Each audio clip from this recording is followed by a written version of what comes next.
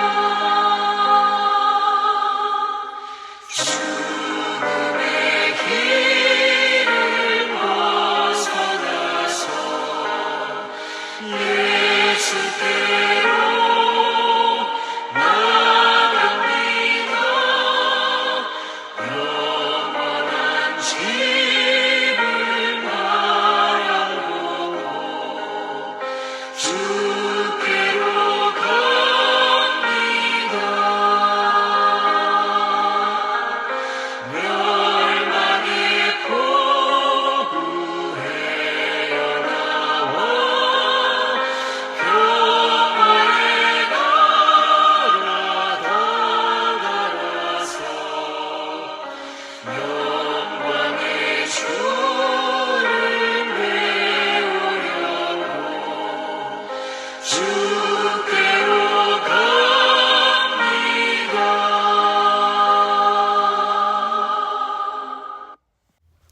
기도하십니다. 살아계신 하나님, 감사합니다. 요나와 같은 저희를 다시 붙잡으사 이 하나님 말씀 앞으로 거룩하신 하나님 그 은혜 안으로 다시 이렇게 초대해 주시는 것 감사합니다. 하나님, 새해 하나님께서 저에게 원하시는 것이 무엇인지 오늘 말씀 통해서 다시 한번 깨닫게 하시고 회개를 통하여 다시 하나님께로 돌아가는 정말 복된 시간 될 수 있도록 주여 역사하여 주시옵소서. 오늘 이 말씀 들으시는 성도님들 한 분 한 분 가운데 성령님 역사하여 주시고 이 말씀을 통하여 하나님의 음성을 듣게 하여 주시옵소서. 감사드리며 예수님 이름으로 기도합니다. 아멘. 오늘 주신 하나님 말씀은 요나서 4장 10절과 11절, 미가서 6장 8절 말씀입니다. 요나서 4장 10절과 11절 말씀 먼저 읽어드립니다. 여호와께서 이르시되 내가 수고도 아니하였고 재배도 아니하였고 하룻밤에 났다가 하룻밤에 말라버린 이 박넝쿨을 아꼈거든. 하물며 이 큰 성읍 니느웨에는 좌우를 분별하지 못하는 자가 12만여 명이요 가축도 많이 있나니 내가 어찌 아끼지 아니하겠느냐 하시니라. 아멘. 이제 미가서 6장 8절 말씀입니다. 미가서 6장 8절 말씀. 사람아, 주께서 선한 것이 무엇임을 내게 보이셨나니 여호와께서 내게 구하시는 것은 오직 정의를 행하며 인자를 사랑하며 겸손하게 내 하나님과 함께 행하는 것이 아니냐. 아멘. 새해 첫 번째 수요기도의 말씀은 요나서와 미가서가 되겠습니다. 이 소선지서의 첫 번째 세 권, 호세아, 요엘, 아모스서는 주로 그 백성들의 죄를 질책하며 그에 따른 심판을 경고하는 그런 내용이라고 말씀드렸습니다. 그리고 그 다음에 오는 이제 두 번째 세 권, 오바댜, 요나, 미가서는 언약 백성에 대한 하나님의 사랑과 은혜를 강조하면서 회개를 권고하는 내용입니다. 그러니까 하나님께서 그 백성을 심판하시더라도 여전히 그 백성을 사랑하시고 또 인자와 긍휼이 무한하신 분이라서 그들을 완전히 멸망시키지 않으시고 그들이 회개하고 돌아오기를 기다리신다. 이것을 말하는 겁니다. 그래서 지난번에 살펴본 오바댜서는 이스라엘과 에돔을 비교하면서 하나님은 여전히 그 언약 백성에 대한 사랑을 놓지 않으셨다는 것을 이야기합니다. 이제 오늘 다루게 될 요나서 같은 경우에는 너무 유명한 책이기도 한데 비록 이스라엘을 향한 심판이 확정되었다 하더라도 하나님께서 여전히 그 백성들을 아끼시고 그들이 회개하고 돌아오기를 기다리신다는 것을 강조합니다. 그리고 미가서는 이스라엘이 멸망당한 것처럼 유다도 멸망할 것을 예고하면서도 하나님께서 인애를 기뻐하심으로 오래도록 진노하지 않으신다라는 것을 이제 선포하고 있습니다. 먼저 요나서를 좀 살펴보겠습니다. 요나서는 그 북이스라엘 여로보암 2세의 그 영토 회복에 대해서 예언했던 선지자입니다. 특이하게도 요나서는 예언의 말씀보다 요나 선지자의 활동에 대한 어떤 전기적인 묘사가 주를 이룹니다.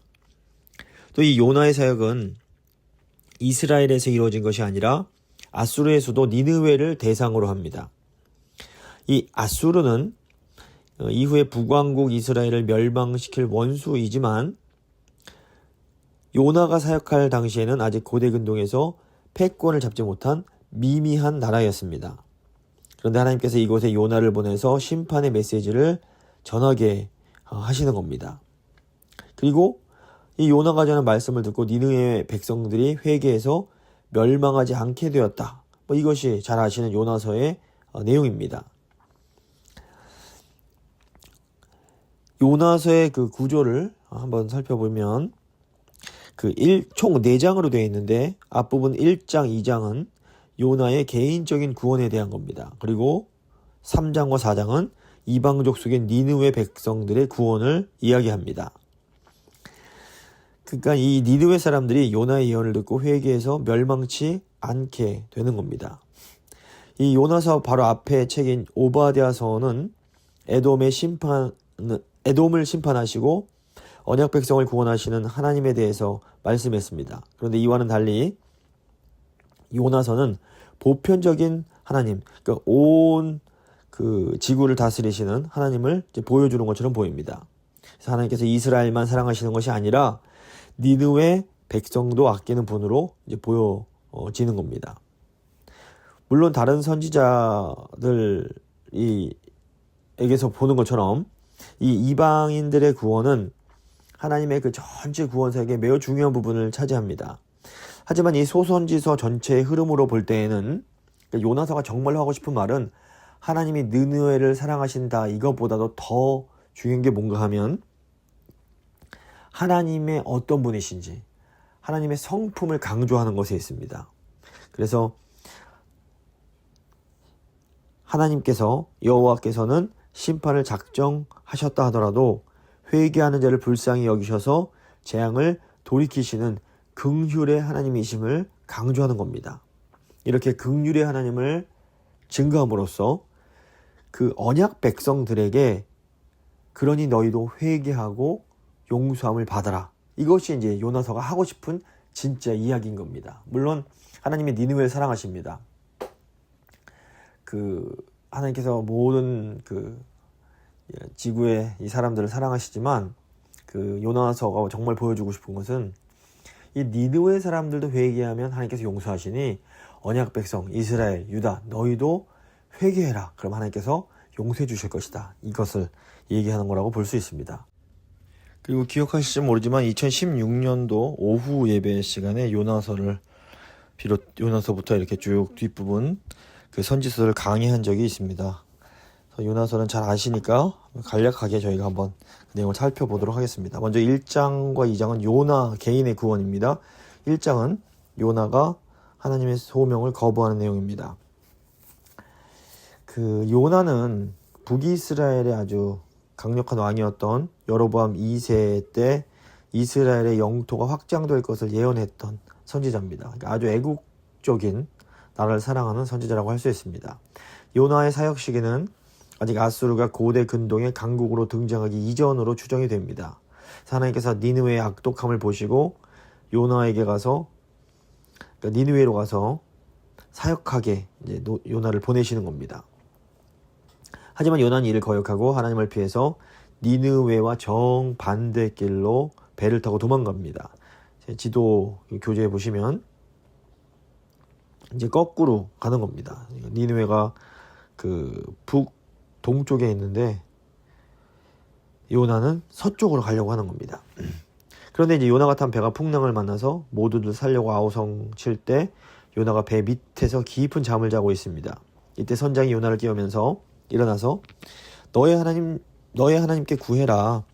혹시 하나님이 우리를 생각하사 망하지 아니하게 하시리라. 이 내용이 나옵니다. 1장 6절 보시면 선장이 그에게 가서 이르되 자는 자여 어찌함이냐 일어나서 너의 하나님께 구하라. 혹시 하나님이 우리를 생각하사 망하지 아니하게 하시리라 하니라.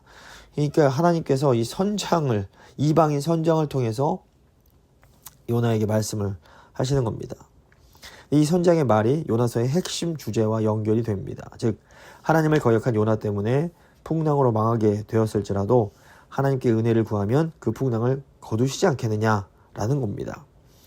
요나가 이 풍랑이 자신 때문인 것을 결국 고백을 하고 사람들이 여호와를 두려워해서 이 요나를 바다에 던지게 됩니다. 그리고 큰 물고기가 요나를 삼켜서 사흘 동안 요나가 물고기 뱃속에 있게 됩니다. 너무 유명한 이야기입니다. 자, 2장은 요나가 물고기 뱃속에서 기도하는 내용입니다. 요나가 하나님께 기도를 드립니다. 그 기도의 내용이 이제 요나의 시처럼 기도문이 쭉 2장에 나오게 되는데 요나가 절망스러운 상황 속에서 하나님께 이제 부르짖었더니 하나님께서 그 부르짖음에 응답을 해주십니다. 2장 2절 보시면 내가 받는 고난으로 말미암아 여호와께 불러하려 했더니 주께서 내게 대답하셨고 이렇게 말을 하고 있습니다. 그래서 하나님께서 이제 요나를 이제 구원하시자 하나님이 구원하시는 것을 또 감사하는 기도를 요나가 드립니다. 2장 9절입니다. 나는 감사하는 목소리로 주께 제사를 드리며 나의 소원을 주께 갚겠나이다. 구원은 여호와께 속하였나이다. 이렇게 또 고백을 합니다. 그렇기 때문에 이 요나의 기도 역시 심판을 돌이키시는 하나님의 은혜라는 중심 주제를 이어가고 있습니다. 보시면 선장도 회개하면 돌이키시지 않겠느냐. 그리고 요나의 기도도 회개할 때 그것을 들어 응답하시는 하나님에 대해서 이야기를 하고 있는 겁니다. 요나서 이제 3장과 4장은 드디어 이제 니느웨라는 아술의 큰 성읍의 구원에 대한 내용입니다. 3장은 이제 니느웨가 회개하는 내용입니다.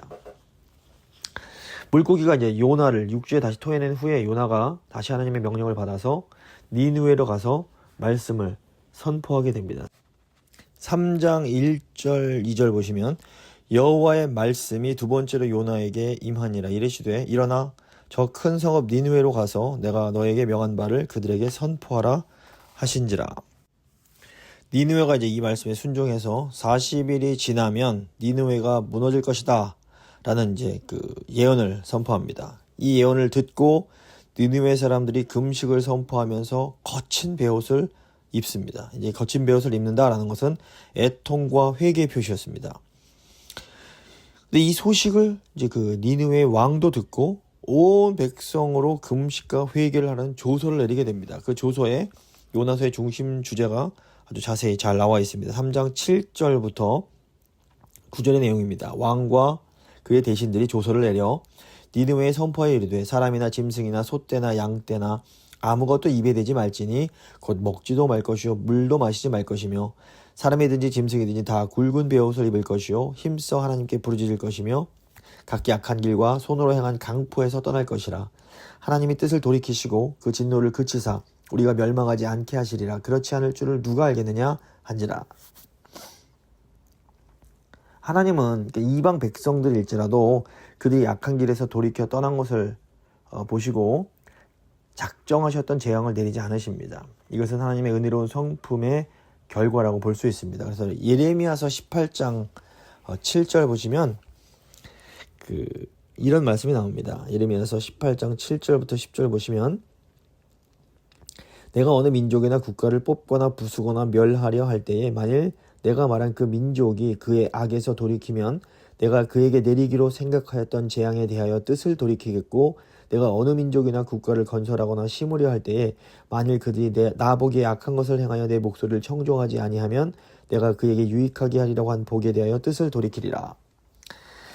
결국 하나님께서 지금 말씀하시고자 하는 것은 회개하고 돌이키라는 겁니다. 저희가 다 잘못할 수 있습니다. 하나님 백성뿐 아니라 아는 사람들도 다 잘못할 수 있습니다. 중요한 건 하나님께서 원하시는 것은 심판을 원하시는 것이 아니라 회개해서 바른 길로 돌아오라는 겁니다. 그럼 하나님께서 용서해 주시겠다라는 것입니다. 이유라서 4장 보시면 이제 하나님의 은혜가 다시 한번 명확하게 나옵니다. 하나님이 니느웨가 회개하는 것을 보시고 재앙을 내리지 않으시니까 요나가 성을 내면서 하나님께 따져 묻습니다.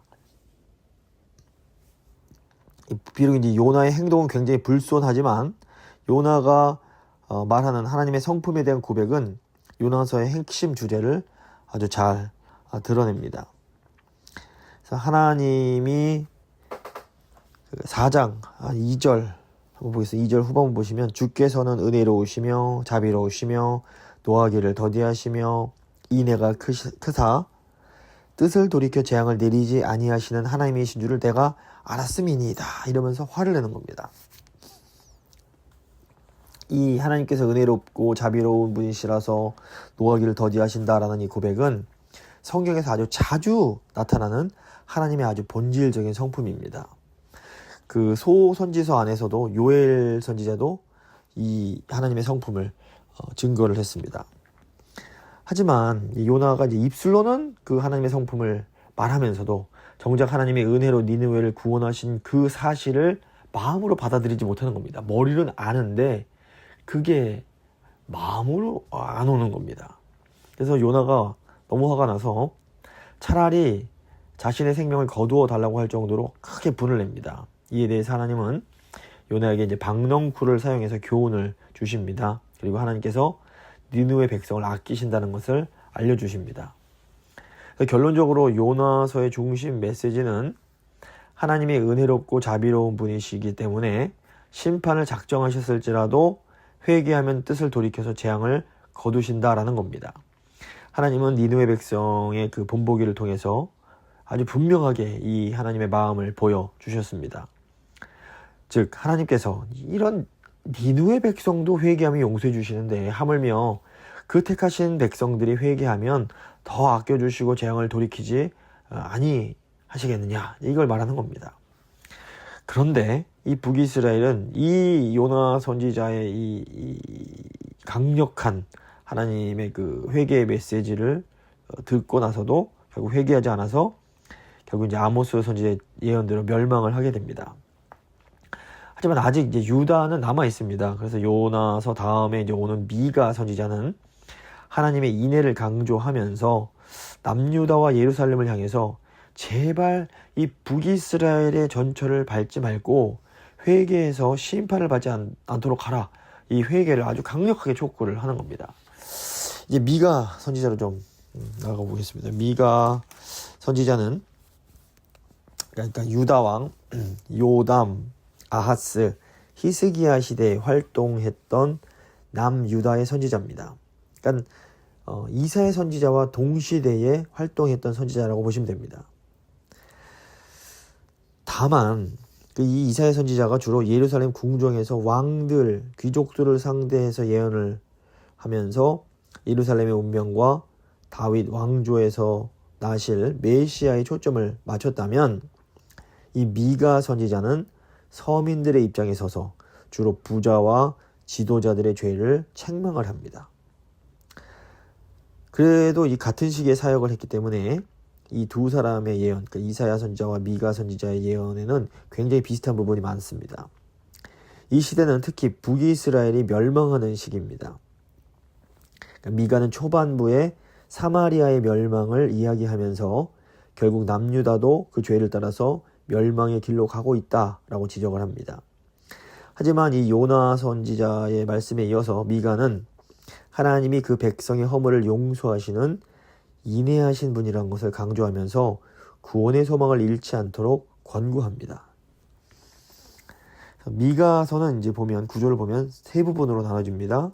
이 각 단어는 이 들으라, 그 히브리어로 시무, 그러니까 그 시옷 미음이 이제 그 들으란 어원인데, 그래서 쉐마, 들으라 이스라엘 때도 쉐마고, 사무엘도 이 하나님 말씀을 듣는다 이렇게 연결이 됩니다. 그래서 이 들으라 시무라는 명령과 함께 이제 시작을 하는데, 그래서 이 일종의 그 미가서는 세 편의 선일교와 비슷하다고 보시면 됩니다. 그래서 첫 번째 설교는 1, 2장 이로써 이제 백성들을 대상으로 하고 있고, 두 번째 설교는 3에서 3, 4, 5장 이것은 지도자들을 대상으로 합니다. 그리고 마지막 세 번째 설교는 6, 7장인데 이건 어떤 대상을 지정하지 않고 제발 여호와의 말씀을 들으라 라는 명령으로 시작을 하면서 이스라엘의 죄와 하나님의 심판을 논증하는 그 여호와의 변론을 제시합니다. 또 각 단어는 그 보면 죄의 질책과 아주 무서운 심판 선고를 시작을 해서 결국 나중에는 구원과 회복을 약속하는 소망의 메시지로 마무리가 됩니다. 그 나눠드린 교재의 표를 보시면 그 내용이 나옵니다. 그래서 심판, 구원, 심판, 구원, 심판, 구원 이런 그 흐름이 있게 됩니다. 먼저 1장과 2장 백성을 향한 설교를 살펴보겠습니다. 그래서 미가는 이 첫 번째 설교에서 하나님께서 이스라엘과 유다를 심판하신 후에 남은 자들을 모아서 나라를 회복하실 것이다. 이 내용을 백성을 향해서 외칩니다. 1절을 보시면 미가의 예언은 사마리아와 예루살렘에 관한 묵시라고 되어 있습니다. 미가는 아직 북왕국 이스라엘이 멸망하기 이전에 예언을 하고 있기 때문에 그 미가의 활동 영역인 유다와 예루살렘뿐 아니라 이 사마리아의 그 심판에 대해서도 예언을 하는 겁니다. 2절 보시면 백성들아 너희는 다 들을지어다 이러면서 이제 설교를 시작합니다. 그 사마리아와 예루살렘은 각 왕국, 즉 북왕국과 남왕국의 수도로서 특별히 거기 있는 지도자들이 백성을 잘못 인도한 책임을 가지고 있기 때문에 그 야곱의 허물과 유다의 산당 이런 것을 표현합니다. 1절 5절 보시면 이는 다 야곱의 허물로 말미암음이요 이스라엘 족속의 죄로 말미암음이라. 야곱의 허물이 무엇이냐? 사마리아가 아니냐? 유다의 산당이 무엇이냐? 예루살렘이 아니냐? 이렇게 말을 합니다. 그래서 하나님께서 이들의 잘못을 죄를 심판하시기 위해서 강림하시고 사마리아를 들의 무더기 같게 하실 거다 이렇게 말씀을 하고 있습니다. 그래서 이제 이 1장 앞부분은 이제 그 북이스라엘의 심판에 대한 내용이고 이제 1장 8절부터 16절은 이제 유다 예루살렘에 대한 심판을 또 이야기합니다. 북이스라엘이 멸망하는 것을 보고서도 유다와 예루살렘이 각성을 하지 않습니다. 그리고 계속해서 북이스라엘의 죄를 따라갑니다. 이것은 이 일을 통해서 이제 유다와 예루살렘도 점점 멸망으로 가고 있는 겁니다. 1장 10절부터 15절을 보시면 미가 선지자가 유다에 있는 여러 이 성읍들, 도시들을 열거하면서 예루살렘을 향해서 위기가 점점 좁혀지고 있음을 보여줍니다. 그래서 1장 9절을 보시면 이는 그 상처는 고칠 수가 없고 그것이 유다까지도 이르고 내 백성의 성문 곧 예루살렘에도 미쳤음이니라 이렇게 이제 얘기합니다. 그리고 뭐 계속 이제 도시 이름들이 10절 가드, 베들라브라, 11절에 사빌, 사난, 벳에셀, 12절에 마롯, 13절에 라기스, 14절에 가드모레셋, 15절에 마레사 이렇게 다 유다에 있는 성읍들을 언급하면서 심판이 다가오고 있음을 이제 말합니다. 이제 2장 1절부터 11절은 기득권자들에 대한 심판을 말합니다. 언약 백성의 심판받는 가장 큰 이유는 그 권력을 가진 자들이 약자들을 억압하여 그들의 땅과 집을 뺏고 자기들의 욕심만을 채우고 있었기 때문입니다. 2장 1절과 2절 보시면 그들이 침상에서 죄를 꾀하며 악을 꾸미고 날이 밝으면 그 손에 힘이 있으므로 그것을 행하는 자는 화 있을진저 밭들을 탐하여 빼앗고 집들을 탐하여 차지하니 그들이 남자와 그의 집과 사람과 그의 산업을 강탈하도다 말을 합니다. 이 기득권자들은 예언자들의 경고를 거부하면서 어려움 당한 사람들을 돌보지 않고 자기들의 즐거움만 누리는 아주 이기적인 죄에 빠져 있었습니다. 그래서 하나님께서 그들에게 멸망을 선고하시는 겁니다. 그래서 2장 그 내용이 이제 6절부터 11절에 쭉 나오게 됩니다. 그 다음에 2장 12절부터 13절 보시면 이제 이스라엘이 하나님 뜻대로 살지 못해서 심판을 받아 망하게 되지만 하나님께서는 그 가운데 남은 자를 양떼와 같이 모아서 새 나라를 이루시겠다 말씀하십니다. 그들 가운데 의로운 왕을 세우시고 하나님이 친히 그들의 인도하시는 목자가 되시겠다 약속해 주시는 겁니다. 2장 12절 13절 말씀입니다. 야곱아 내가 반드시 너희 무리를 다 모으며 내가 반드시 이스라엘의 남은 자를 모으고 그들을 한 처소에 두기를 보스라의 양떼같이 하며 초장의 양떼같이 하리니 사람들이 크게 떠들 것이며 길을 여는 자가 그들 앞에 올라가고 그들은 길을 열어 성문에 이르러서 그리로 나아갈 것이며 그들의 왕이 앞서가며 여호와께서는 선두로 가시리라. 그래서 이 심판에 대한 말씀을 하신 후에 또다시 회복을 말씀해 주고 계십니다. 그리고 결국 이 약속은 그 선한 목자 되신 예수 그리스도를 통해서 이제 그 성취가 되는 겁니다. 미가서 3장부터 5장은 이제 지도자를 향한 설교입니다. 두 번째 설교는 지도자들을 향해서 직접 질책하는 형식으로 되어 있습니다. 부패한 지도자들 때문에 하나님은 예루살렘을 멸망시키시지만 다시 회복하시고 새로운 의로운 통치자를 중심으로 영광스러운 새 나라를 세우시겠다 말씀을 하시는 겁니다. 3장은 부패한 지도자들과 시온의 그 멸망에 대한 내용입니다. 그 3장 1절부터 3절을 보시면 내가 또 이르노니 야곱의 우두머리들과 이스라엘 족속의 통치자들아 들으라. 새로운 설교를 시작하는 겁니다. 정의를 아는 것이 너희의 본분이 아니냐. 너희가 선을 미워하고 악을 기뻐하여 내 백성의 가죽을 벗기고 그 뼈에서 살을 뜯어 그들의 살을 먹으며 그 가죽을 벗기며 그 뼈를 꺾어 다지기를 냄비와 솥 가운데 담을 고기처럼 하는도다. 그러니까 이 지도자들이 하나님 나라의 정의를 이루기 위해서 세워졌음에도 불구하고 그들은 오히려 더 부패해서 백성을 착취하기 때문에 하나님께서 그들을 외면하시겠다 말씀하십니다. 지도자들은 정의를 멀리하고 뇌물을 받고 재판을 굽게 했습니다. 3장 9절을 보시면 야곱 족속의 우두머리들과 이스라엘 족속의 통치자들 곧 정의를 미워하고 정직한 것을 굽게 하는 자들아 원하노니 이 말을 들을지어다 이렇게 또 말씀합니다. 또 그 11절을 보셔도 그들의 우두머리들은 뇌물을 위하여 재판하며 그들의 제사장은 삭슬 위하여 교훈하며 그들의 선지자는 돈을 위하여 점을 치면서도 여호와를 의뢰하여 이르기를 여호와께서 우리 중에 계시지 아니하냐 재앙이 우리에게 임하지 아니하리라 하는도다. 이렇게 이제 정의를 굽게 하는 일들을 지도자들이 합니다. 또 선지자 같은 경우에도 하나님의 뜻을 바르게 선포하려고 하는 것이 아니라 자기들의 이익을 따라서 예언을 하고 있었습니다. 이런 부패한 지도자들 때문에 예루살렘의 억압과 죄가 가득 찼음에도 불구하고 그들은 하나님이 자기들과 함께 하시며 재앙이 저 멀리 있다고 착각을 하고 있었습니다. 이제 이렇게 이 어떻게 보면 정의로운 모습이 결여된 정말 잘못하고 있으면서도 잘 될 거야 착각하고 있는 이런 낙관적 신앙이 부패한 종교의 전형적인 특징입니다. 자기들은 사실 악을 행하고 있음에도 그걸 알지 못하고 소위 요즘 말로 메타인지가 떨어져서 자기들이 뭘 하고 있는지 모르고 우린 잘 될 거야 착각하고 있는 겁니다. 하나님께서 이 부패한 지도자들 때문에 예루살렘을 무더기가 되게 하실 것이다 이렇게 선포를 하십니다. 3장 12절 보시면 이러므로 너희로 말미암아 시온은 갈아엎은 밭이 되고 예루살렘은 무더기가 되고 성전의 산은 수풀의 높은 곳이 되리라 이렇게 말씀을 합니다.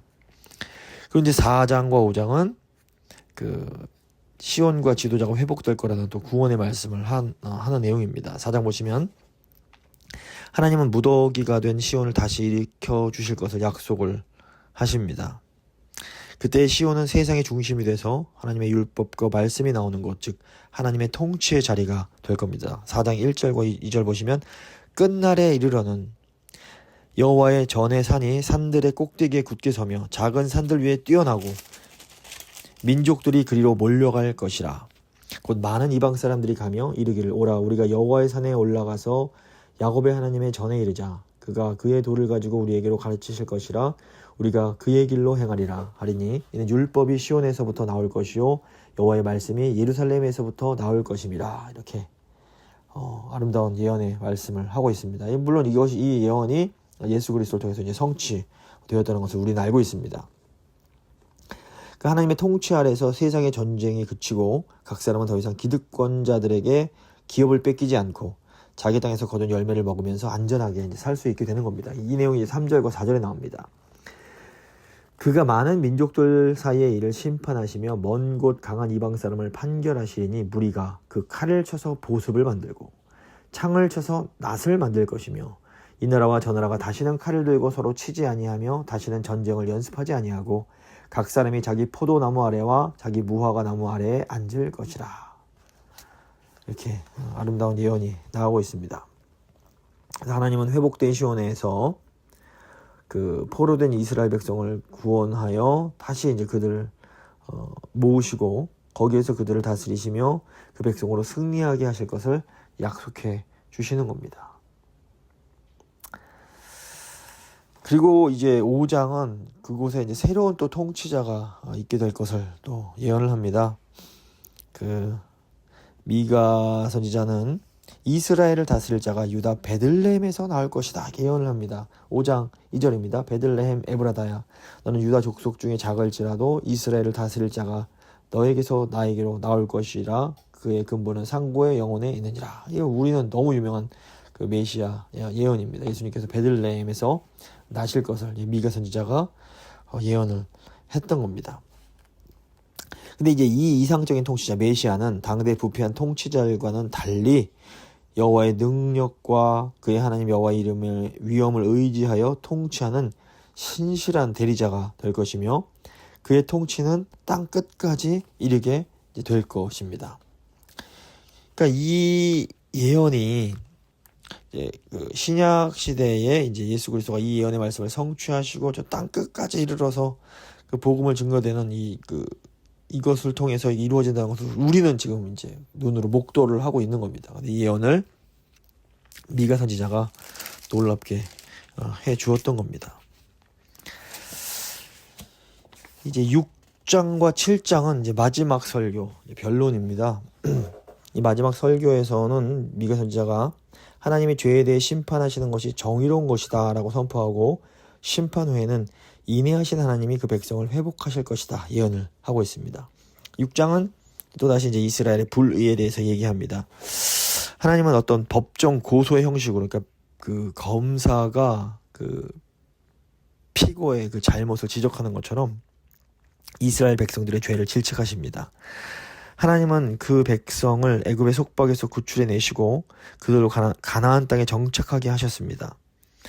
이렇게 하나님이 그 백성에게 은혜를 베푸시고 그들에게 바라신 것은 뭐 어마어마한 그냥 화려한 제사가 아니라 오직 정의를 행하고 인자를 사랑하며 겸손하게 그 하나님과 함께 행하는 거였습니다. 6장 8절에 이 유명한 말씀이 나옵니다. 하나님이 정말 원하시는 게 무엇이냐? 미가 6장 8절입니다. 사람아, 주께서 선한 것이 무엇임을 너에게 보이셨나니 여호와께서 너에게 구하시는 것은 오직 정의를 행하며 인자를 사랑하며 겸손하게 너의 하나님과 함께 행하는 것이 아니냐, 이겁니다. 그런데 그 백성들은 강포 즉 폭력과 거짓으로 이웃을 압제했습니다. 6장 10절부터 12절에 그 내용이 나오는데 12절 보시면 그 부자들은 강포가 가득하였고 그 주민들은 거짓을 말하니 그 혀가 입에서 거짓되도다, 이렇게 말을 하고 있습니다. 즉 이제 그들이 하나님의 법을 따르지 않고 북이스라엘의 타락한 옴리 왕조 아합의 길로 갔던 겁니다. 그래서 6장 16절 보시면 너희가 오므리의 율례와 아합 집의 모든 예법을 지키고 그들의 전통을 따르니 내가 너희를 황폐하게 하며 그들의 주민을 사람의 조속거리로 만들리라. 너희가 내 백성의 수욕을 담당하리라. 이렇게 말씀을 합니다. 하나님께서 결국 이 백성을 심판하셔서 칼과 기근의 재앙으로 치시겠다, 이렇게 예언을 하고 계십니다. 그리고 이제 마지막 7장은 또다시 구원하시는 내용이 나옵니다. 선지자는 이스라엘 백성들의 죄와 그에 따른 하나님의 무서운 심판에 대해서 이제 탄식을 합니다. 그래서 7장 1절부터 보시면 재앙이로다 나여 나는 여름 과일을 딴 후와 포도를 거둔 후 같아서 먹을 포도송이가 없으며 내 마음에 사모하는 처음 익은 무화과가 없도다. 2절 경건한 자가 세상에서 끊어졌고 정직한 자가 사람들 가운데서 없도다. 우리가 다 피를 흘리려고 매복하며 각기 그물로 형제를 잡으려 하고 두 손으로 악을 부지런히 행하는도다. 그 지도자와 재판관은 뇌물을 구하며 권세자는 자기 마음의 욕심을 말하며 그들이 서로 결합하니 그들의 가장 선한 자라도 가시 같고 가장 정직한 자라도 찔레 울타리보다 더하도다. 이렇게 아주 좀 끔찍한 상황이 되었음을 탄식을 하는 겁니다. 하지만 동시에 이제 미가 선지자는 그 백성의 회개에서 다시 회복될 것을 또 이렇게 멀리 소망으로 이제 바라봅니다. 이 아모스 선지자 같은 경우에는 철저한 하나님의 심판을 예언하기 때문에 처녀 이스라엘이 엎드러졌으며 다시 일어나지 못하리로다. 자기 땅에 던지우며 일컬을 자가 없으리로다. 이렇게 예언을 합니다. 그러니까 아모스 5장 2절 보시면 이런 내용이 나오는데, 반면 미가 선지자는 이렇게 끔찍한 현실 속에서도 구원의 하나님을 바라보면서 나는 엎드러질지라도 일어날 것이요 어두운데 앉을지라도 여호와께서 나의 빛이 되실 것이미로다. 이렇게 선포를 하는 겁니다. 7장 8절 보시면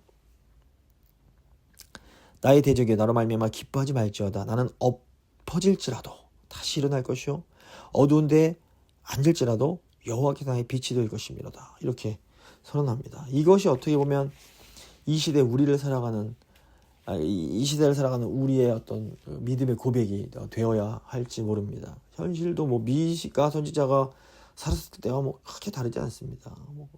권세자들이 악을 행하고 정의를 굽게 하고 그 폭력으로 약자들을 그냥 내리누르는 경우가 많습니다.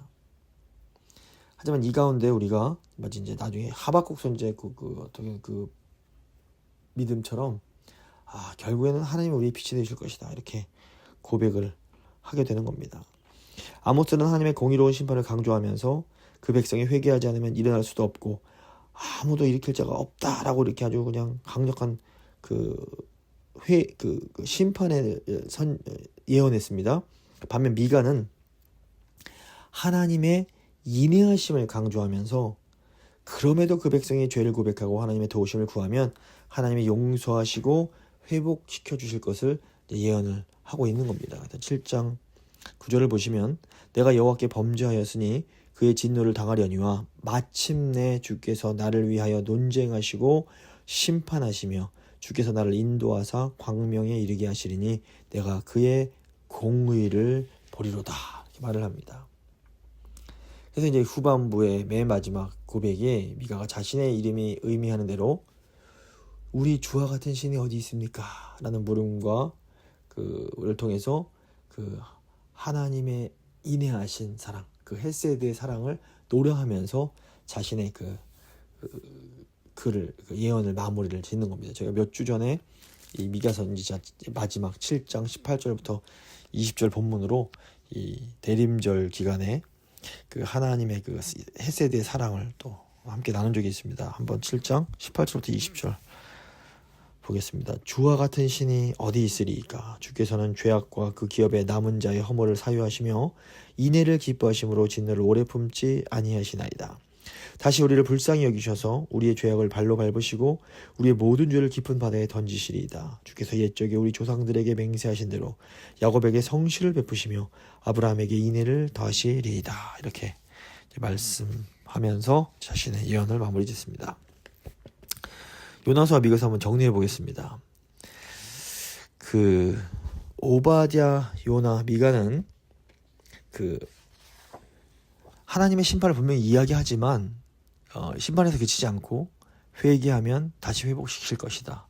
심판받은 후에 하나님께서 다시 구원하실 것이다. 이것을 매우 강조를 합니다.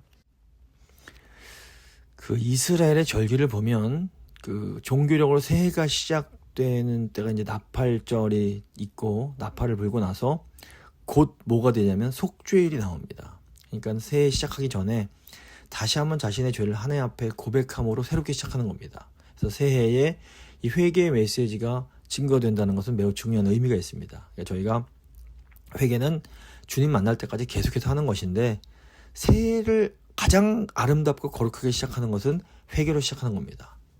우리가 잘못했던 것들에 대해서 돌이켜서 주님 제가 새롭게 다시 정말 주님 앞에 주님 원하시는 그 길로 가겠습니다. 이렇게 결단하는 것은 새해를 시작하는 아주 좋은 출발이 될 수 있습니다. 이 시간 한번 기도하실 때 하나님 저희 잘못을 돌아봅니다. 제가 머리로는 알지만 요나처럼 마음으로 하나님 뜻을 기뻐하지 못했습니다. 주님 잘못했습니다. 정말 주님 그 인애의 사랑을 저희가 알기 원하고 주님 뜻대로 살기 원합니다. 한번 간절한 마음으로 회개하며 기도하도록 하겠습니다.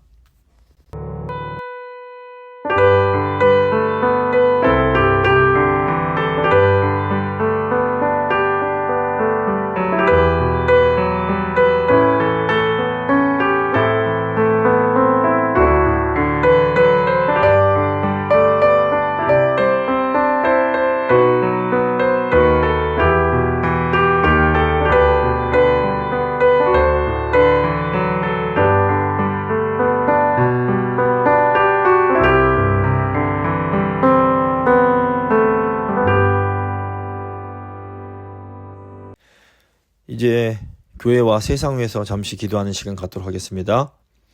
먼저는 교회 리더십 위에서 기도해 주시기 바랍니다. 이제 2주 후면 공동의회가 있게 됩니다. 공동의회에 하나님께서 원하시는 그런 방향으로 나아갈 수 있도록 그 리더들이 먼저 깨어서 기도하고 잘 준비할 수 있도록 기도해 주시고, 또 올 한 해 있을 우리 교회가 드릴 예배와 또 우리 교회가 행하게 될 사역을 위해서 하나님 정말 저희가 영과 진리로 예배하는 교회가 되게 하시고, 정말 우리의 사역을 통하여 하나님이 영광 받으실 수 있도록 예수 그리스도의 손과 발이 되어 기쁜 마음으로 감사한 마음으로 하나 되어 사역할 수 있도록, 하나 되어 정말 성장해가는 그런 교회가 될 수 있도록 주여 은혜 베풀어 주시옵소서. 교회를 위해서 한번 간절한 마음으로 기도하도록 하겠습니다.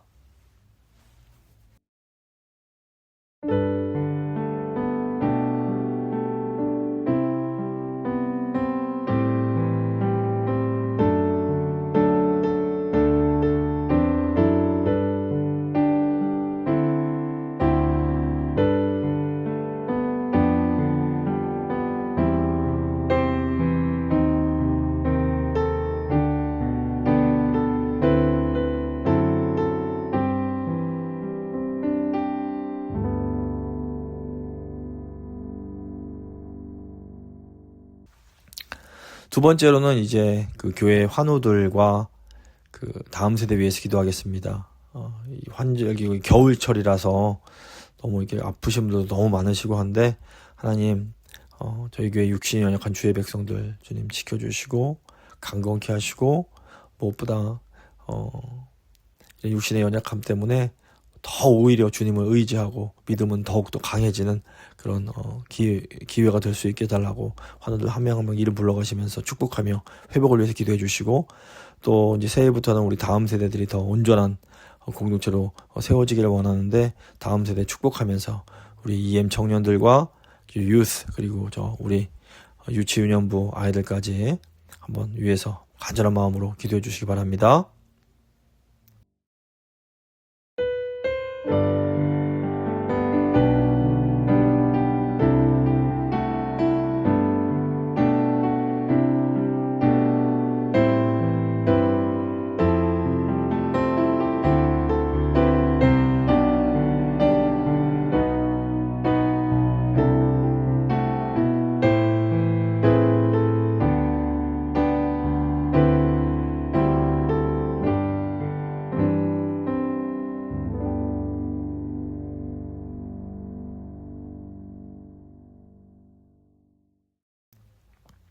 이제 마지막으로 저희 교회가 있는 LA 지역과 세계교회 그리고 우리 재건교회에서 기도 한번 하겠습니다. 이 LA 지역이 여러 가지로 영적으로 어두운 가운데 있는데, 하나님 은혜 주셔서 다시 한번 영적 부흥이 있을 수 있게 하시고, 특별히 그 부흥 가운데 우리 교회를 사용하여 주시기 원합니다. 기도해 주시고, 전 세계 교회 위에서 어려움 가운데도 복음 사역하는 귀한 사역자들과 그 그리스도인들이 있는데, 하나님 함께 하셔서 정말 땅끝까지 복음이 전파되는데 전 세계 교회가 잘 사용될 수 있도록 기도해 주시기 바랍니다. 그리고 한국과 미주에 있는 재건교회들 축복하면서 하나님 재건교회에 주신 사명 잘 감당하는 재건교회들 다 될 수 있게 해달라고 한번 간절한 마음으로 기도하겠습니다.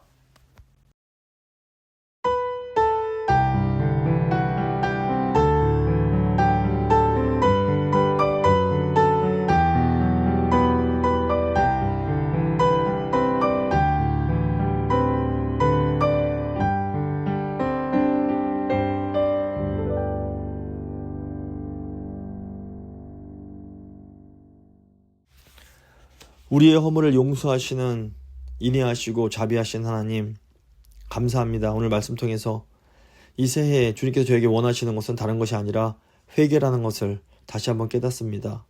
하나님, 저희는 다 어리석은 양 같아서 하나님 뜻을 알면서도 연약함으로 인해서 자꾸 그 길에서 벗어나는 그런 저희의 모습을 저희가 자꾸 봅니다. 하지만 주님은 변치 않고 저희를 부르시고 또 그 넓은 사랑의 팔을 벌리시고 우리를 기다려 주십니다. 새해는 주님께 돌아가기로 결심하는 너무나 좋은 기회가 됩니다. 이 첫 수요 기도회 시간에 또 하나님의 음성을, 돌아오라는 주님의 음성, 와서 다시 나의 자녀답게 살거라라고 말씀하시는 그 아름다운 음성을 저희가 듣게 하시고 기쁨으로 순종함으로 하나님께서 주시는 놀라운 은혜와 그 평강을 회복하는 그런 이 첫 예배의 시간이 될 수 있도록 주여 도와주시길 원합니다. 하나님, 저희 교회 위하여 축복하며 기도합니다. 주님, 교회는 주님의 것입니다. 교회의 머리가 우리 주 예수 그리스도가 되십니다. 정말 주님 기뻐하시는 방향으로 나아가는 교회가 되게 하시고, 또 이 교회를 통해서 하나님 영광 받아주시기를 간절히 소원합니다. 특별히 무엇보다 저희가 함께 교회로 모여드리는 예배를 받아주시고, 예배 드릴 때마다 영과 진리로 예배하게 하시고, 또 올 한 해 저희 교회가 하게 될 모든 그런 사역을 통해서 주님, 하나님의 나라가 이 땅 가운데 임하는 그 귀한 복이 임하게 하여 주시옵소서. 사랑하는 환우들 간절히 축복하며 기도합니다. 주님, 육신의 연약함으로 인해서 교회 못 나오시고 계신 주의 백성들도 있으시고, 교회는 나오시지만 또 아파서 매일매일 아파서 신음하는 주의 백성들이 있습니다. 주여, 은혜 베푸셔서 속히 치유하여 주시고 새롭게 하시고, 또 아버지 우리 겉사람은 날로 후패해 가지만 속사람은 날로 더 강건하여 주고, 주님을 더 뜨겁게 사랑하는 우리 모든 환우들 되실 수 있도록 주여 믿음 가운데 붙들어 주실 간절히 소망합니다. 또 아버지, 다음 세대 축복하며 기도합니다.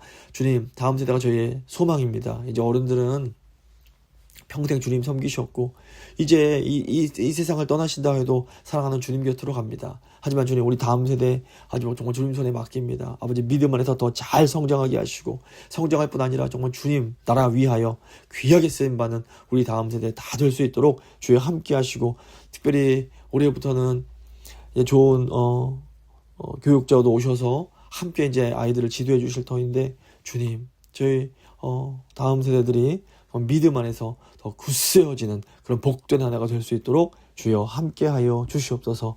또 사랑하는 저희 교회가 있는 그 LA 지역 축복하며 기도합니다. 주님, 영적으로 어둡지만 하나님이 계심으로 아버지에게 소망이 있습니다. 하나님, 다시 한번 영적인 부흥을 허락하여 주시고, 그 귀한 부흥 가운데 저희 교회가 일주할 수 있도록 저희 교회를 사용하여 주시기 원합니다. 또한 아버지, 전 세계에서 어려움 가운데서도 복음사역 감당하는 주의 사역자들과 주의 백성들이 있습니다. 주여, 눈동자처럼 그들을 지켜주시고, 어려움 속에서도 신실하게 예수 그리스도의 복음을 증거하는 사역 잘 감당할 수 있도록, 또 아버지 그 교회들에게 필요한 모든 것들 주님께서 공급하여 주시기를 아버지 간절히 간구합니다. 또 한국과 미주에 있는 재건교회들 축복하며 기도합니다. 하나님께서 재건교회에게만 주신 특별한 사명이 있을 줄 믿사온데, 저희가 그 사명 신실하게 잘 감당하며 나아갈 수 있도록 주여 함께해 주시옵소서. 이제 2026년이 시작이 되었습니다. 주님, 이 새해에는 더욱더 예수님을 깊이 사랑하며 예수님을 더욱더 닮아가며 또 예수님을 기쁘시게 하는 그런 하나가 될 수 있도록 주여 저희와 함께하여 주시옵소서. 오직 모든 것 주께 맡기며 귀하신 우리 주 예수 그리스도의 이름으로 간절히 기도드립니다. 아멘. 찬송가 214장입니다. 찬송가 214장 찬양하시겠습니다.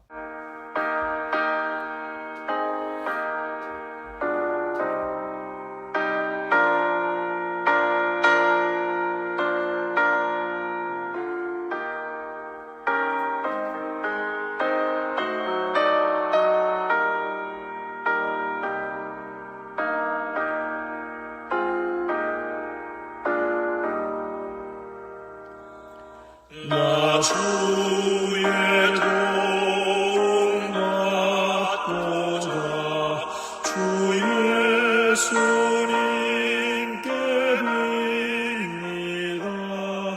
그 구원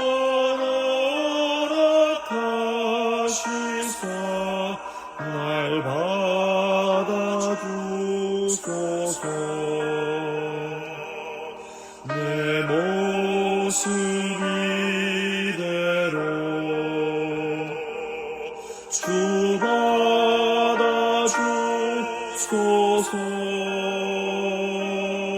날 위해 돌아가신 주 날 받아주소서.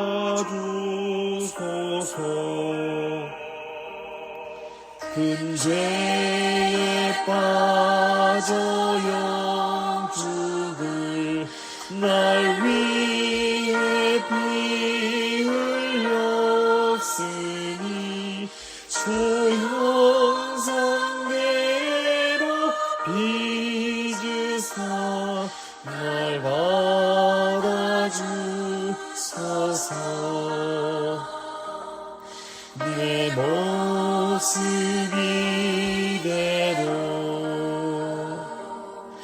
주 받으옵소서. 날 위해 돌아가신 주 날 받아주소서.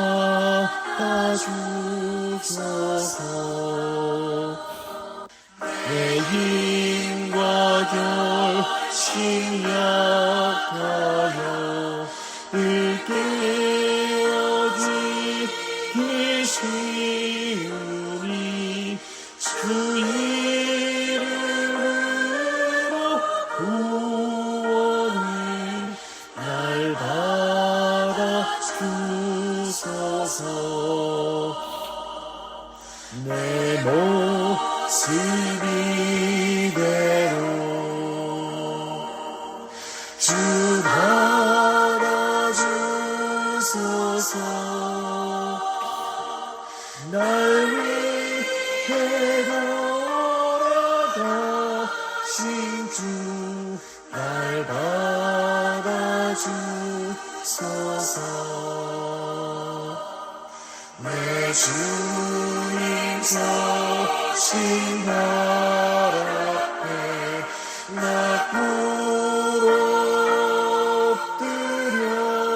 엎드렸으니 그 크신 역사 이루게 날 받아주소서.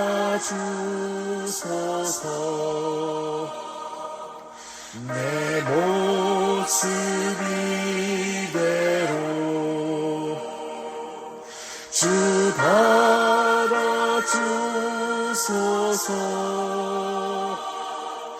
날 위해 돌아가신 주 날 받아주소서.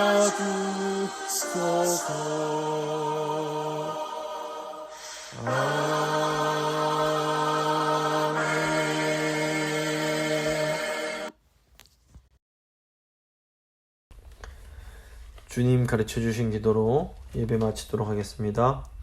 하늘에 계신 우리 아버지, 아버지의 이름을 거룩하게 하시며 아버지의 나라가 오게 하시며 아버지의 뜻이 하늘에서와 같이 땅에서도 이루어지게 하소서. 오늘 우리에게 일용할 양식을 주시고 우리가 우리에게 잘못한 사람을 용서해 준 것 같이 우리 죄를 용서해 주시고 우리를 시험에 빠지지 않게 하시고 악에서 구하소서. 나라와 권능과 영광이 영원히 아버지의 것입니다. 아멘.